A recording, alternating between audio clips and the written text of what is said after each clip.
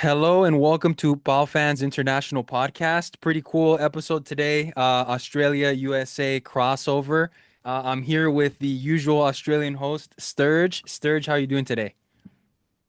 Look, I think it's fair to say uh, I share my emotions with a lot of PAL fans that frustrated, angry, disappointed, just devastated, just some of the nice words that I can say.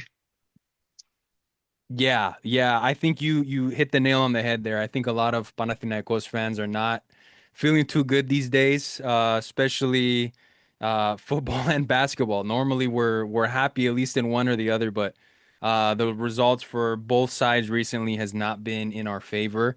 We have a bit of a packed agenda today. We got a few Panathinaikos FC games to talk about. We also have some basketball related news as well. As tradition, as usual, we'll get started with the football side with our most or our game that happened earlier last week against PAOK. We ended up falling 2-0 to PAOK in the Greek Cup in the semifinals, us bowing out the last real trophy that we had a chance to fight and win for. Unfortunately, saw us lose to Lucescu's side. Overall, the effort, wasn't very good. It wasn't very pleasant. A lot of what we saw online, social media wise, lots of negative reactions from the fans. Sturge, I wanted to pick your brain a little bit on that match. How did you see the game, and were there any positives taken from the game, or was it just purely negatives? Absolutely no positive at all. And we discussed this in the last pod when the Australians were on about the daunting task going to Tumba. You'd think the news of no Kostandelias, no Despotov might have just made it a little bit easier, just that little bit easier. Go into the match, attack the match. There was none of that. We were absolutely hopeless. We didn't even try. Our first shot on target when we're chasing a match came after 52 minutes. Um, if you're chasing a tie like that, you got to show effort. You got to show something that you're creating, that you're trying to win a game, that there's a game plan there. And I didn't see any kind of game plan. It was just hope, survive, and hope for an individual piece of brilliance to capitalize on a goal. And it's been like that in the last few games. Roma, we capitalized on a defensive error. There was the game after the Olympiacos game, kind of capitalized again there on defensive errors. It was a moment of individual brilliance, but you don't go into a game plan saying we need someone to do something brilliant individually. There's no tactic. There's no cohesion in the team at the moment with what Rafa is setting about. And what I saw against Bulk was just something I expected. It was going to be a daunting task, but without the effort to try and win the game, to show some heart, was just absolutely crap. Yeah, well said. Well said. Key point on the disorganization, not having any real identity. I mean, we're what, 4 months in now? And I struggle to see any type of identity with this club. The way that we're playing on the pitch, it's unacceptable. I mean, going down 2-0 against PAOK, again, a very good team. They gave us a big, headache in the first one, but going into Tumba is always going to be really difficult to get a result, but just kind of echoing what you're saying, it wasn't, at least we didn't see any fight. We didn't see anything positive to take away from the game. Lots of fans upset. And, as we kind of get into the IL game, we see a lot of the same issues surfacing again. It's weird that with Olympiacos, we saw one image of the team, and then the next two games were just the complete opposite. It was really, really weird to see that. Um, I don't know. And, Oh, sorry, go ahead. and I was going to say, what's frustrating, and it's a common recurrence of the bullshit. I have to call that as it is. It's the bullshit that Rafa spews. Is he came out and said we were competitive up until Falk scored the first goal. I don't know what he's watching. I think he's very delusional because if we were competitive, you'd see more of an effort, more chances, creating, attacking the game, making Falk struggle, make Falk work. They didn't really need to work that hard. Right. Yeah. No, it's true. It was, yeah, it's almost as if, we kind of went into the game just because we've got to play the game. It looked like there was not much urgency there for the squad. And yeah, it's unfortunate, just kind of hearing those those comments that we saw some positives from the game. I personally didn't see positives, but if the coach wants to see it that way, I mean, all right. Going into the Larissa game, I mean, just because for me it's a very similar performance. Um, I think it was what the first like 30, 40 minutes, it we were just passing the ball around. I mean, similar thing with what we saw against Balk, passing the ball around, not really penetrating, not really threatening. Um, I don't know. I, I'm stuck thinking, is this a tactics issue? Is this a player's issue? Is this people not buying in? Is it the wrong selection of an 11? Every time I watch, I just get frustrated now the last couple games. Yeah, the Larissa has a lot of talking points. So let's start from the result 1-0 against last place at home. At home, last place they've come off a big loss. We decide to go 3-4-3 again in a defensive setup. And our first shot on target or first play didn't come until the 52nd minute. We didn't even have a corner in the first half. It's embarrassing, absolutely embarrassing with that. The first 10 minutes that I was watching that game, I asked myself, what am I watching? It was once again, it just looked like it was very disorganized. It was very, there's no structure, there's no set style of play there. Um, so there's that point. Then you go half time, we had an attacking chance, and then Larissa just come out, counter attack us. Like it was going to happen because Larissa probably had another huge chance to double their lead. And if it wasn't for Lafont, it'd be 2-0. We were fortunate with a good Bacaseta strike from outside the box to claw one back, but we never looked likely. There was a Swideski goal, which was ruled out for offside correctly. He was good meter offside. He should be timing those runs a lot better. Um, but look, it's a game that we shouldn't have been in that position. We should have been capitalizing on the slip up by Lebedaikos and just all the other teams. Aris Volos were sitting beneath us, draw the Zorg. We should have got the win. This game should have been a routine 3-4-0 win. Instead, we dropped points against a really weak team that had bigger chances and they gloated about it as well. That's where we are at the moment. We've got these smaller teams that are gloating, having better opportunities, probably should have won the game in our own backyard. Yeah. Yeah, great summary there. I mean, it's true. I was watching, it was about 34 40 minutes in, and I'm thinking to myself, what the hell am I watching? I mean, it was not a good performance at all. And like you said, there was a point where we almost fell down 2-0. And we had what? I think, like you mentioned, I think 51st minute was our first actual chance, and they had scored on the 46th minute. So we were on the back foot. By the time we got our first chance on target, we were already down 1-0. And it was just frustrating. And going along with it, I mean, I was noticing, and I don't know if you noticed it as well, Calabria was in the box a lot more than we even had our striker in the box. I mean, he was getting into more dangerous positions compared to what our striker was. And I was just confused about what was going on. There was a lot of head scratching for me. I mean, Taborda coming out and then putting Jagusic in as a right winger. Um, it was just Zaruri coming in. I get it. He's kind of that Pirates coin for us. Sometimes he can get those lucky strikes, but um, it just looked like a whole lot of disheveled disheveled pieces on the pitch, disheveled play, disheveled tactics.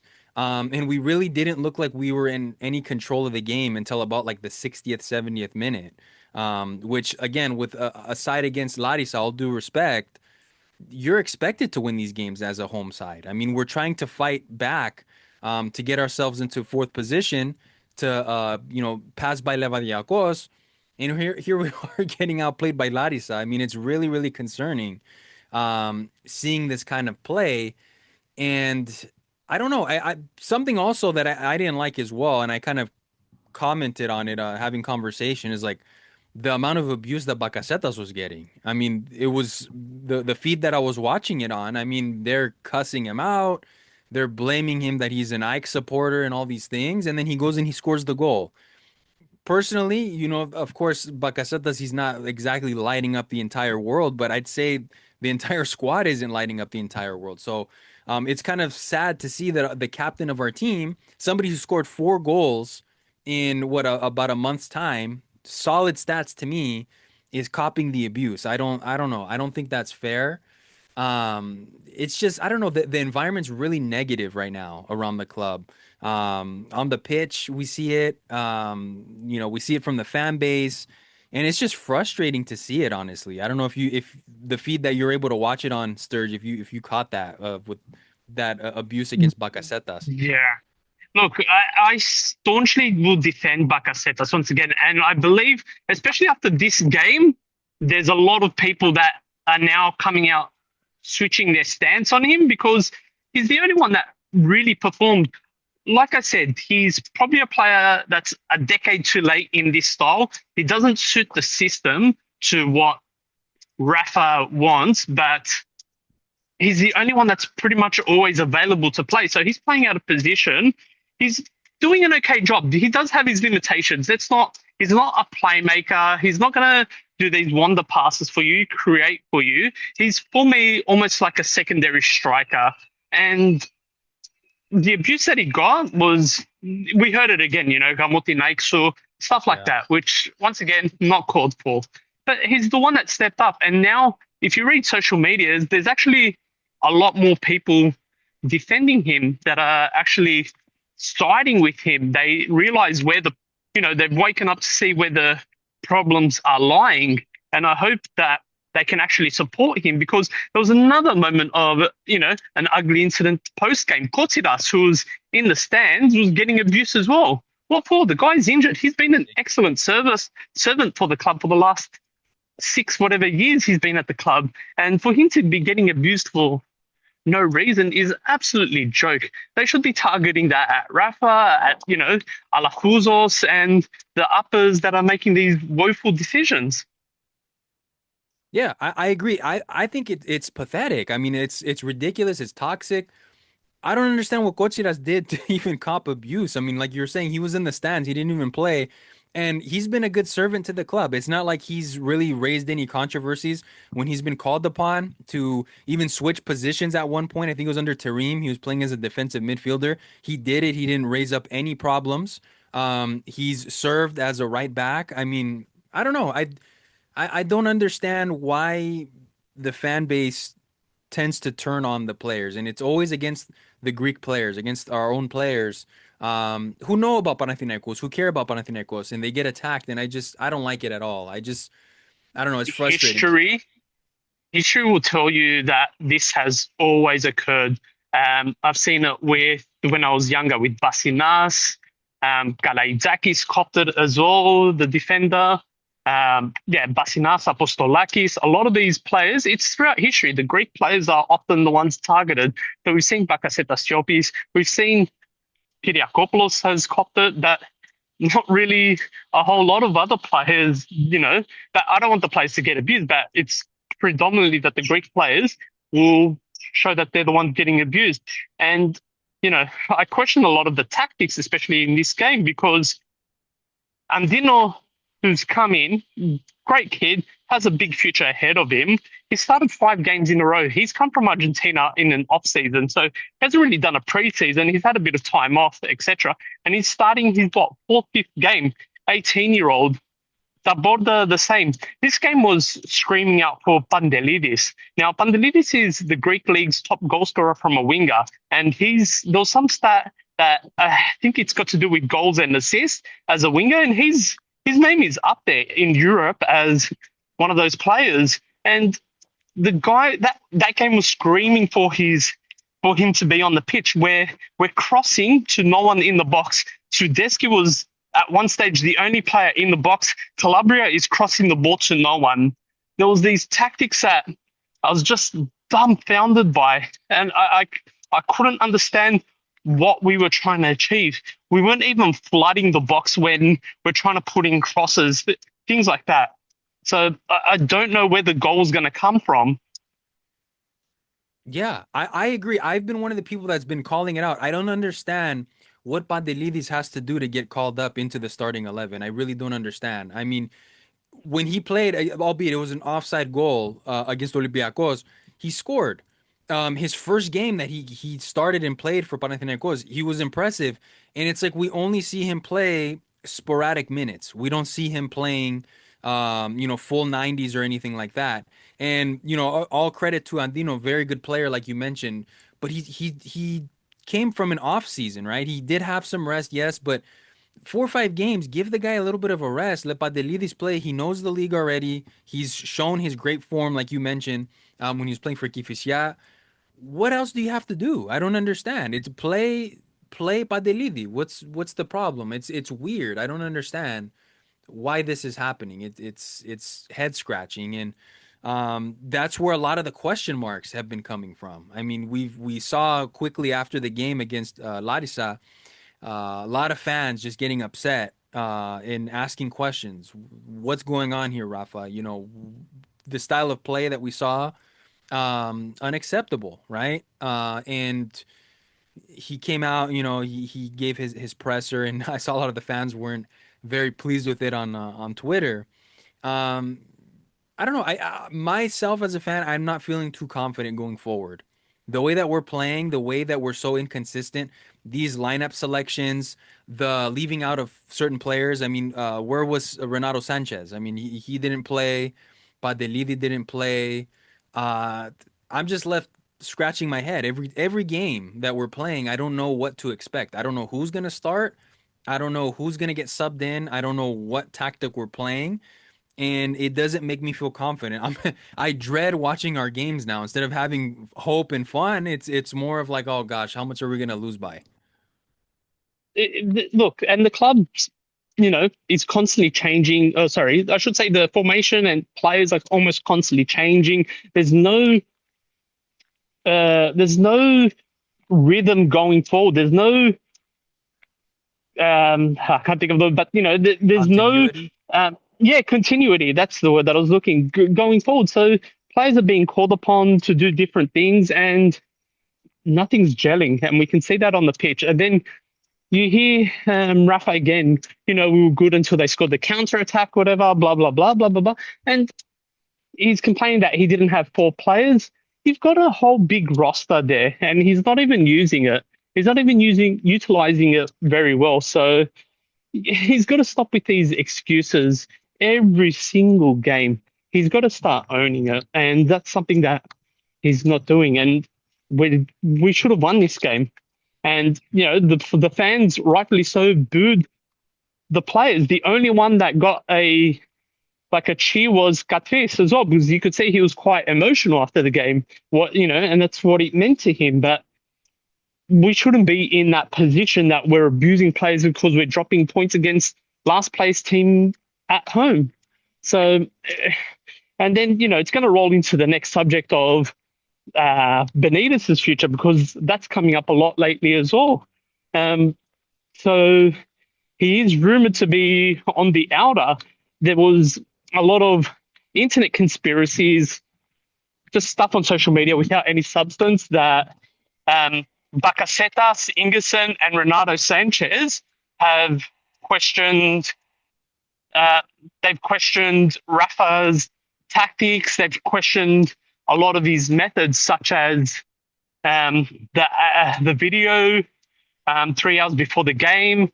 They've questioned about there's been stuff like AI, whatever, to select the team, things like that. But we've seen a lot of these players that are getting punished. They're the ones that are getting thrown underneath the bus. So it's not very good to see these sort of things come out. But then there's a common denominator, which is coincides with Rafa coming, that we've seen a lot of these issues plaguing us. And now there's recent reports, especially after the Larissa game, that Rafa could be getting the chop, so he could be getting sacked, which would mean a €4 million payout for him, which is like quick, easy money for him. But we've seen a lot of things that have changed for the worse at the club, which is being detrimental to the team, detrimental to the fans, and detrimental to the club. We're not moving into the fourth place. We're not catching them.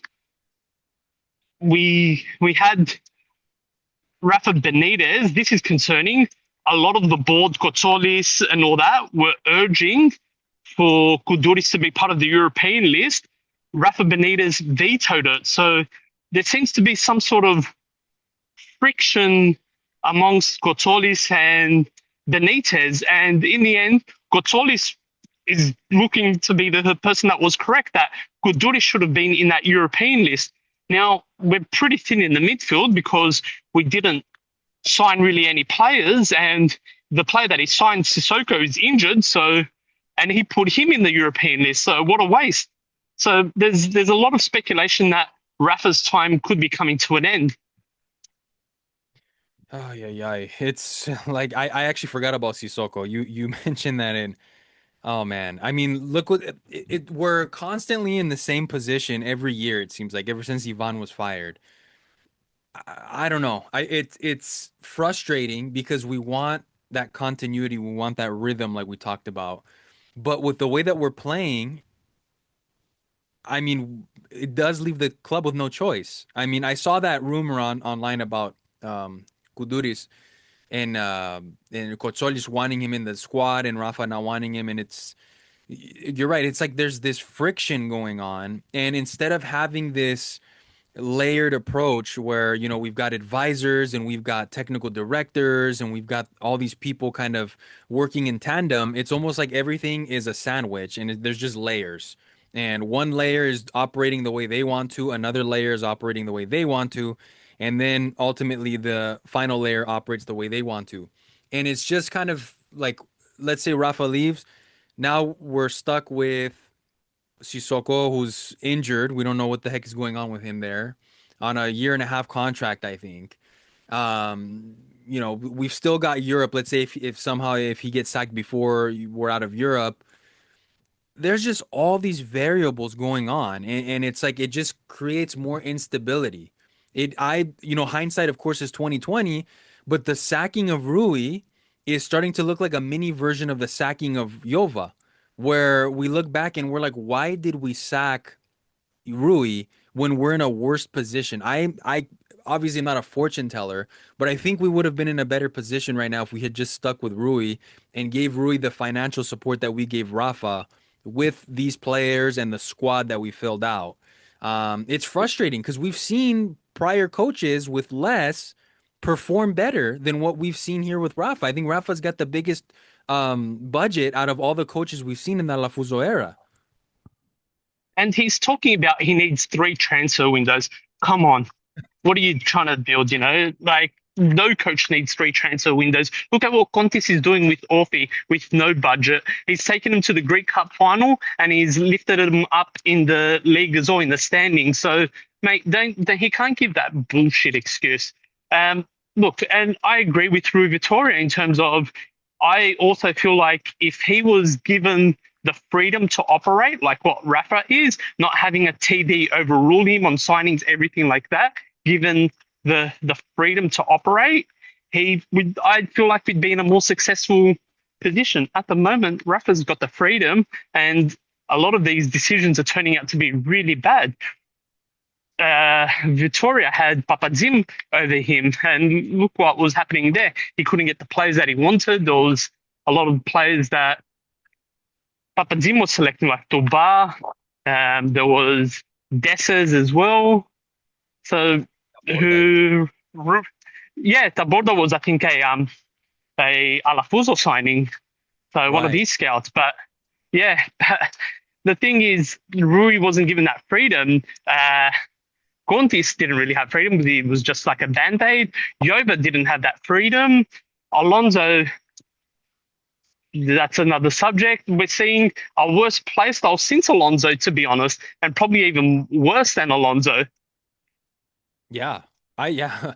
And it's weird too, Sturge, because it's like when we have coaches that have shown that they can work with a little bit, we for some reason shorten the leash. But when we get in a coach who's maybe struggling, I know in this sense, Rafa, the whole thing was he's a name and he's coming in to do some work. All right, we open up the checkbook, but why not when we've seen some promise from these other coaches, why do we handicap them and we don't allow them to really have free reign and get the players that they want? Why do we hold them back? I don't understand. It's like we self-sabotage.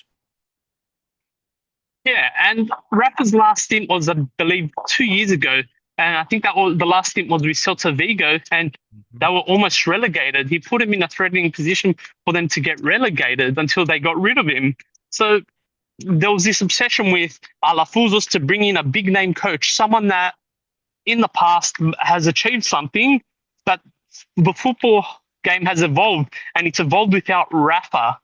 He's stuck in some time warp as a Spanish waiter, thinking that he can dish out success with his old methods. And look where we are. We're arguing, we're complaining, where the fans are not turning up. They're abusing our own players, and that's all because of the snowballing that this has all happened ever since Yoba got sacked. We've seen this snowball effect into where we're at now.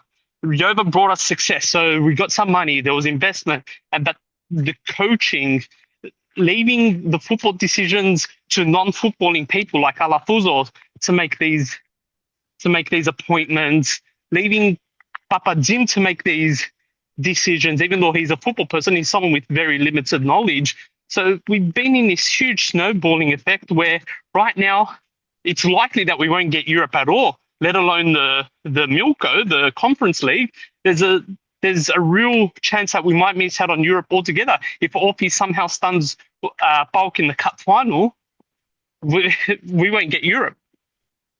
Yeah, it's a scary reality. But we're actually facing it. It's really, really terrible. And isn't it funny too, Sturge? I mean, Condi started at Offi the same time that Rafa did, and he's done a better job already with like way less than half the budget. It's ridiculous. You and I had a conversation about this, I think, off air this week. I mean, the obsession with the names. What is up with going for these names, going for these bangs in terms of coaching? The formula is simple, right? We've seen Anastasiou has succeeded. We've seen Donis to an extent has succeeded at the club. Jovanovic. What do all these coaches have in common? They at least know the Greek league, or they coached Panathinaikos, or I'm sorry, they at least had played at Panathinaikos. They understand the club, they understand the league, the way that things operate. And we've seen the most successful stints with Alafuzos with these coaches. So it's like, why are we going to go for the names, right? That's also why I was worried about us when we were allegedly chasing Sadi as well. I mean, who knows? Would Sadi have succeeded? I don't know. I feel like that's just throwing a lot of money at a problem and hoping that it's going to stick and fix. When in reality, there's a coach like, let's say, Leto, who might be available, right? Who's been kind of the hot name that's been linked to possibly take over in the future. I feel like the formula is simple and we complicate it by, "Oh, I'm just going to throw money at it and maybe that's going to solve the issue."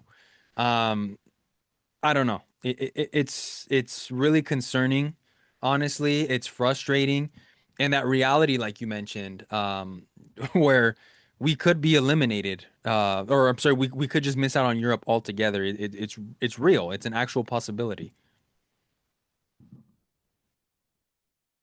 Sorry, I was on mute. But yeah, I definitely agree. And look, there's simple solutions. Now, I would get Rafa out immediately. If I was person in charge, being able to make the decisions, you'd have to bring in someone band-aid for the next five, Agree. 6 months to see out the season. Now, I'm not too sure who that might be. Could be a former player. Could be. I'm not too sure. I don't think Vokolos will take it because he wants something beyond this season, not just be a band aid. But you need to have a band aid until then because the rut cannot continue under Rafa Benitez. The rut, the excuses, anything like that.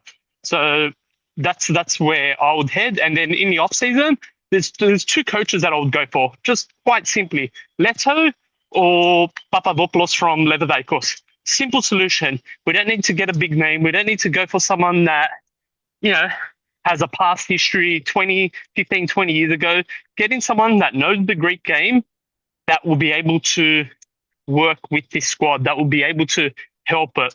Leverkusen has shown a lot of promise. Even down 10 players of the weekend against Olympiacos, they still took the game to them and had a goal disallowed against them, which you can argue it may have stood. Depends on how one-eyed you want to be, but there's there's a coach there that took the game to Olympiacos, that was able to adjust, that didn't want to say, I'm going to sit back.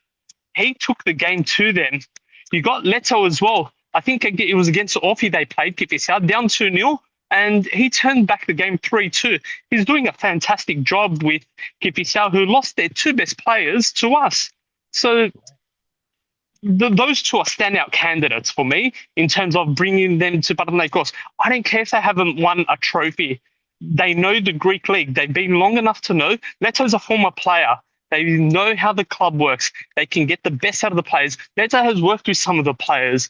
It's for me a no-brainer. Yeah. Leto was actually part of that squad that was the last one to win the Prodatrima as well as a player. So he knows the Fanela. He knows the weight of the Fanela. He knows the league.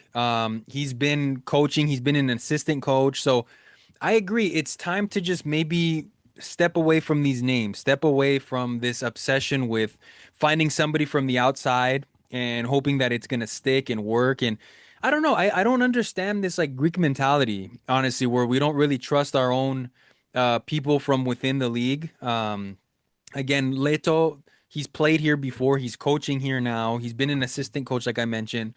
Um, I'd like to go for him as well. Summertime, go for him. See what happens. If not, I agree, Papadopoulos. I mean, like you mentioned, they don't have to be somebody that's already won a trophy or won European titles or things like that. I feel like sports is very, what have you done for me lately instead of, on my resume, right? If when we were so obsessed with hiring Rafa, I mean, if you told me to get Mourinho or something, okay, I actually am a fan of a Mourinho or something like that. But I wouldn't, Rafa, I was not very happy about. Currently, going back to your original point, I would also probably just get rid of him now. That IL result was disgraceful. And we need to start doing whatever we can to just bandage this rest of the season and immediately bring in a replacement as soon as the summer starts. We can't have this period where we spend half the summer trying to find a replacement. And 2 weeks before the season starts, the coach is in and he's barely able to work his players out. So, continuity has been a big issue for us. Having to find some sort of stability is really, really important. And just being basic, going back to the basics, throwing money at everything is not always going to fix the issue. Exactly, exactly. And, what also reinforces a good argument to bring in a local coach, the late, great Kirastas, who played for Olympiacos and Panathinaikos, he achieved a lot as a coach for us in the short time that he was at our club, and he's greatly adored. The team that he managed before us was Paniliakos. So the argument, therefore, that supports bringing a Greek local coach would be that look at Kirastas. We can achieve great things with a Greek coach that knows the league if you just trust in them. We've always gone this foreign approach and it's just not working out. Agreed. Agreed. Exactly.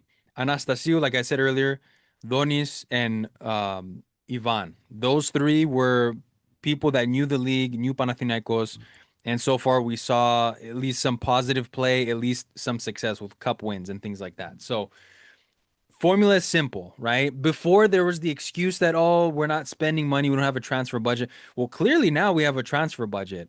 So we're bringing in players, but the big money coach is not performing. So let's see what maybe somebody else can do, right? Somebody younger, somebody that has some experience here, doesn't have to be complex, and somebody that the players can trust, right? Maybe they can have their faith in, and we'll see how it goes. Very, very, I don't know. If you told me, Sturge, at the start of the season that this is what we were going to be talking about already, I mean, I wouldn't say I wouldn't be shocked, but I'm more so just so disappointed that things have gone the way that they've gone, that we're basically really on the verge of completely missing out on Europe. And there's a very real chance of finishing fifth with all the money that we spent, the name that we went after. Oh my gosh, it's not good. And to those that will question, how will we get rid of Rafa? We just signed him. He's on X amount of money. You just need to look at what happened with Terim. He was sacked before the Greek Cup final.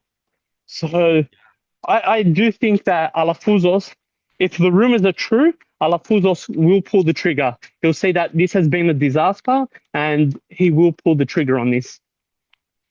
Yeah, I agree. And I actually called into question as well because Baldini is supposed to be the advisor. And these are the reports that I read. So this is all alleged. It may not even be true at all. But I had remember reading that um, Rafa was an Alafuso signing, that he didn't really heed the advice of who Baldini wanted. I can't remember who Baldini had wanted, but it kind of just makes me call into question, why do we even have an advisor then if his opinions aren't going to be taken into consideration? Now I hope that, okay, if we do get rid of Rafa, maybe he'll heed the advice of Baldini and maybe we'll get in the coach that he recommends. I think it was Thiago Motta was his recommendation Okay. The because I read Brazilian? something. Yeah, because I read something that Thiago Motta said that he's ready to return to coaching. So there could be something in the lines there as well. Okay, that's right. Yeah, former PSG player, if I remember correctly. Yeah, and he last managed Juventus. Oh, okay. So yeah, he had an experience there at Juve. So Yeah, he was at Bologna. He had good success there. Went stepped up to Juventus and didn't perform as well. yeah, it's I guess part of the risk there, but he is a young coach. I guess we wouldn't have had to spend the same amount of money as we did on like a guy like Rafa with his resume. But um, how are just to kind of like shift things along a little bit, Sturge? How are you feeling about this Pleasant game against this Polish side in Europe this week? Tech side, but look, it's sorry. There's a bit of wind in my background, but with what's happening recent, I can't even try and lie to our fans and say I'm optimistic. I can see maybe a 1-2 nil win, anything like that, because the way we're playing, nothing is looking right at the moment. Pleasant, from what I've seen, the last few results, they're on a bit of a run. They're sitting fourth in their league, but they've won their last few games. So they're looking like they're showing a bit of form while we are showing the opposite. So I can't even mask that. You know, I think we can pull off a result, whatever. It's it's going to be difficult. The last time we played them was in Athens, was nil all. We probably should have won that game. They had 10 players, and we just couldn't seem to break down their defense. 11 on 11. I just, I don't know, especially with what we're seeing, what the game plan is going to be to even attack them, to even put us in a winning position to score goals, to take a result to Czech Republic. So I, I don't know, A, where the goal's going to come from, and B, how we're going to play. Because the last time out in Europe, we played against Roma, and that was a disaster. Roma basically played with 10 players the whole game, and they were out creating us, outshot us, everything. But both teams were a bit weaker, but we were still dominated against 10 players. So I don't know what recent form, how that's going to translate to anything positive for us coming up to this game. Yeah, I agree. I Can't see anything too positive, honestly, Sturge. It's just based on the last couple performances, like we saw. The Olympiacos game is weird because those games are always one off, right? You really never know what Panathinaikos is going to show up. Those are kind of the games that you have to win, and so players are extra motivated. If we take that one away and we just look at the last few games before that as well as the following games, PAOK and IL yesterday, what's the takeaway? I mean, there's no Tete. We're gonna have to likely go with Swiderski, I think, again. Um, and to me, the game against IL, one of the most threatening players was our right back, was Calabria. And so I don't know. It's gonna be tough, especially if they resort to playing low block. Like we've seen this club struggle, this team struggle before against these low block sides in the league.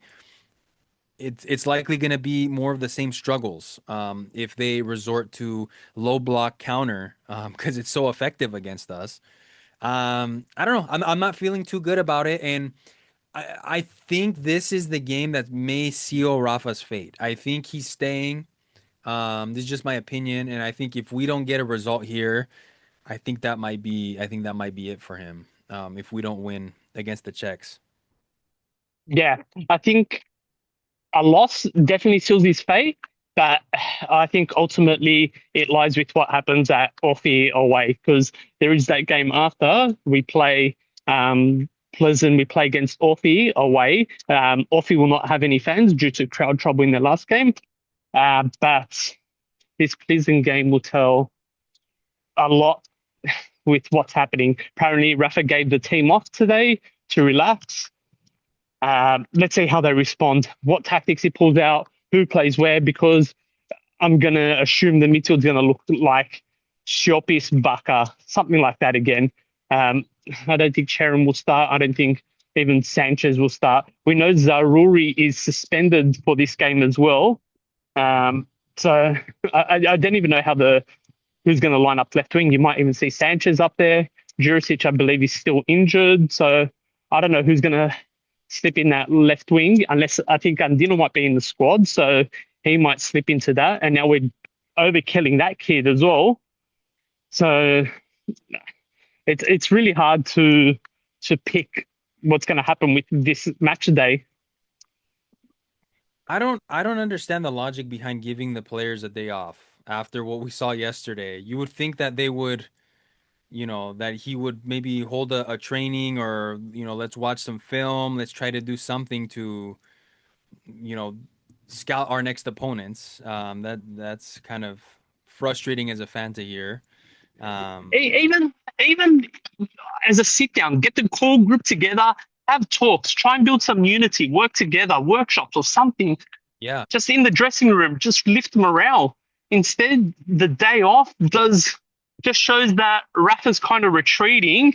He's probably self-reflecting because he's got no idea. Yeah, and it's weird. I mean, we'll talk about BC later, but at least with the BC, with the struggles, we've seen them have like three, four team dinners this year. I don't think I've ever seen the FC in the past year or two have a team dinner. It's like at this time, why don't why don't we see that instead of having the day off? Let's come together. Maybe we don't have to, like you said, maybe we don't have to discuss tactics, but let's discuss some unity, right? Let's see. Yesterday was a tough result. Clearly, the fans are very upset. They're not happy. And what are my expectations, right? Well, or what are our expectations? Our expectations that we need to win, right? We need to now, I guess, go as far as we can in Europe and in the league and finish the season strong. So I would definitely, with our backs against the wall, try to do something. I feel like giving them the day off is sending the wrong message, at least to the fans. That's to me, it's saying, okay, you guys are gonna relax after all this pressure. It's weird. Yeah, I don't like it, and I don't like how that was relayed as well. So, yeah, look, like I said, I don't like this matchup for us, and I don't like how we're approaching this matchup as well in terms of the day off, etc. So Yeah. it just sums up our club essentially. We haven't even heard any other club do this. Olympiacos, or AEK, or PAOK, in any kind of moments of going through a bad run do this kind of stuff. Yeah. No, it's true. Yeah, it's just like we're just constantly in turmoil. I mean, like I said, I maybe if you had told me at the beginning of the season, I would have somewhat believed you, but it's like I sometimes we just outdo ourselves, and I just can't. Yeah, this is where we're at now. So I mean, we'll see what we can do against Pleasant. Thankfully, again, they're not a really like a Real Madrid or something. We can maybe get a result, but hopefully we go into it with the right mentality. That's my hope as a fan, especially backs against the wall for everyone, I think, at this time. So, um, any um any last touches on FC before we shift over? No, I think that's a lot of the FC. It's something that we're going to have to keep an eye on in the next few days as well. Yeah, I agree. I agree. FC is one of those things. Watch this space, and that tends to be something that really does occur a lot season after season after doing all these podcasts the last couple years. So now, usually what happens is we shift over to BC and it's more positive.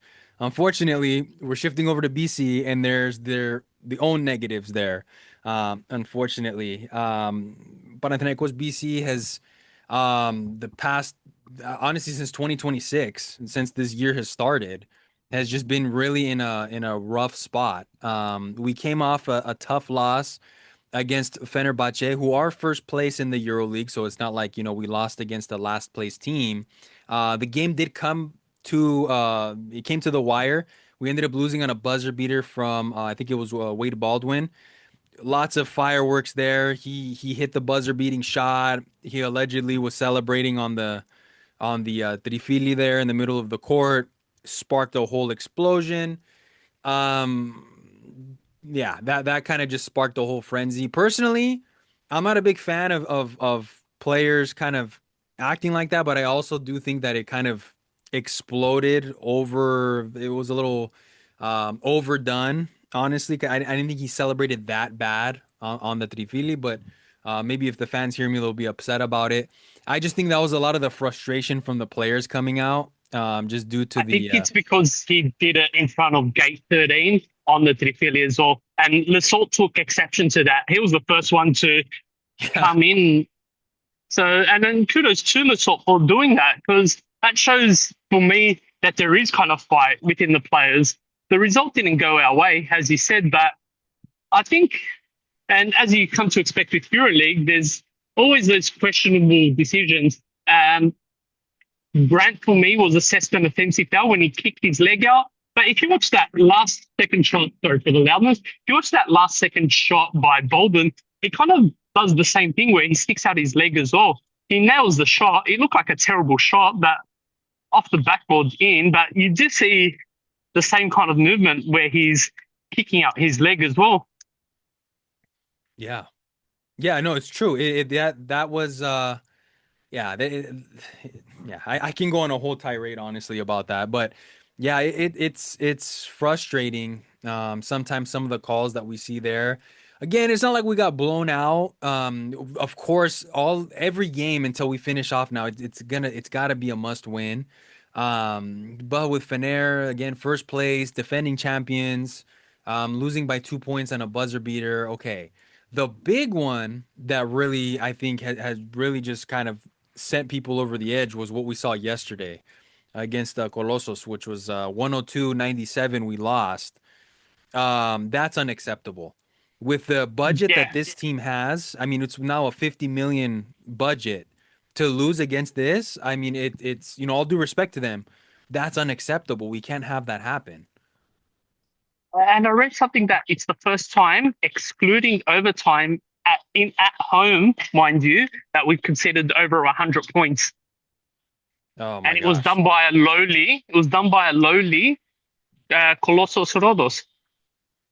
Yeah, yeah, and that's only I think I read a stat that's besides Olympiacos. I think that's the only our third loss in the Greek league since 2023. So that just goes to show you, I mean, what's going on. Fener, we lost against Fener. Okay, maybe you can kind of see it, but to lose against Colossus is a little bit of that's going too far with this budget with these players, ex NBA guys. I mean, no. Yeah, these should be routine wins, 20 plus. Like, these are routine wins. Yeah. We've been and truth be told, I mean, we have kind of been struggling a little bit in the Greek league as well. I mean, some games, I mean, again, I think the week before that we did beat Karditsa by like over, I think 20 point, I think 25 points. Okay, that's good. But there's been other games in the Greek league that have been a little bit too close for comfort, given our budget. That's the whole thing of it. Given our coach, our budget, we shouldn't be struggling this much. Yeah, and DPG just came out as well earlier today, backing the coach. So he's giving him his full confidence. It was kind of contrast to 2 weeks ago where he demanded resignations, but it was also interesting that he put up the stories that players get so much protection from the associations in terms of contracts and so, but what about owners that can't cut players that are not putting in effort, that are not giving it their all? So Right. I don't know who he was aiming that comment to, if there is a target for those comments. So that's very interesting from him. Yeah, it 100% is. It is very interesting kind of getting his insight. He's DPG is a special case because he's so transparent compared to a lot of the other owners in sports in general. I mean, as soon as we see a law, I think he posted on his story, Ti Martires Plirono after we lost. And it's like, then he goes today and he starts posting all of our guys in the squad. And like you said, he starts supporting Ataman, who truth be told as well, I mean, he's also going through some personal problems as well. Adaman, he just lost his mother the other day. Condolences to him for that. And he deleted his social media even. So there's a bunch of stuff going on. I mean, there's lots of pressure. Final Four is in Athens. We're hosting it in our stadium. Team is not performing the way it should be. Owner is clearly very upset, very passionate about the club, and we it kind of all culminates and it kind of ends up where we're at now. Really stressful situation. I did remember as well, Chris Arcoda wanted me to he wanted me to share his opinion. He told me to share here on the podcast. He's saying that in his opinion, there's no passion that we're seeing right now from the players. People are not fighting for the badge, and that he's really concerned. Um, let's see, and he also is thinking that with the way that we're playing, we're going to struggle to even make the playoffs. So That kind of sounds like BC and FC in the same basket. yeah, it does. It does. For once, exactly. We're kind of transitioning over to BC, and it's still sounding exactly like the same. Normally, there's some positive leeway there, but it's tough. I'm not gonna lie. I'm feeling concerned. I'm myself is seeing the pressure a little bit as well because we're hosting it. With this squad now, we've added Nigel Hayes Davis as well since our last podcast. Allegedly, I think it's 2 year deal, 1.5 year deal or something like that, 10 million. A lot of Two money. and a half. 2.5 year. There we go. 2.5 year Yeah. deal, 10 million, a lot of money. We ended up beating out some other clubs, I think like Fener, who wanted him back Yes. as well. So But on less money. Yeah. yeah, and it's one of those things where you question yourself a little bit, or you question the decision. Is this something that's just gonna paper over the cracks, or are we just throwing money at a problem? Personally, I mean, I like the move. Hayes Davis is the only player in EuroLeague history to score 50 points in a game. He's the current Final Four MVP. So now we have a current Final Four MVP and a current MVP on the same squad in the starting five. So the only thing though is now this just kind of mounts the pressure a little bit more, right? You've got a There's championship that. coach. Go ahead. But I was going to say, we're talking about his scoring, but I think a lot of our issues are on perimeter defense. That's where I'm seeing glaring issues. We saw against Yeah. Fenerbahce, they were shooting close to 40% at the 3 point. Yeah. And we've been getting killed off by teams like that. So I do like him as a scoring perspective, but in terms of defense, that's where I'm questioning this signing. Yeah, Sturge, I'm glad you brought that up. Get this, they actually shot 43% from three. So yeah, our perimeter defense has been a glaring issue, I think, all season long. Honestly, even into last season as well. Lesor is Yeah, the one that always pops up. That of course does pop up, but Lesor, in my opinion, is not going to solve the perimeter defensive issues. I've seen fans bring that up, and it calls into question what's going on. What the center is not always, the center's not going to be guarding the shooters. So it comes into question what formulas are we trying out? Is it TJ? Is it because of TJ and Nunn playing next to each other? Is it because of Sluka? Like our guards, truth be told, are not very good defensive players, right? I mean, we've got Grant, and other than that, the other three, I love Sluka, but he's not really a defender. Nunn's not much of a defender. And then same with TJ Shorts. So it's like we're constantly running out with somebody that's, not sometimes two at a time, two players at a time that are not good from the perimeter. And honestly, I feel like Osman's not much of a defender either. So it is concerning, and that is a good point, Stirs, that you brought that up about Hayes Davis. Is Hayes Davis really going to be the defensive anchor that we need? He's going to provide us scoring. Are we going to be able to outscore our opponents? yeah, yeah. I just don't know where the defense is going to come from. I wanted to just loop back a little bit to DPG. He did put another funny post out. I couldn't stop that laugh, but he wants the Acropolis back on the jerseys. He, I did see that. so, There's so some he wants that to happen.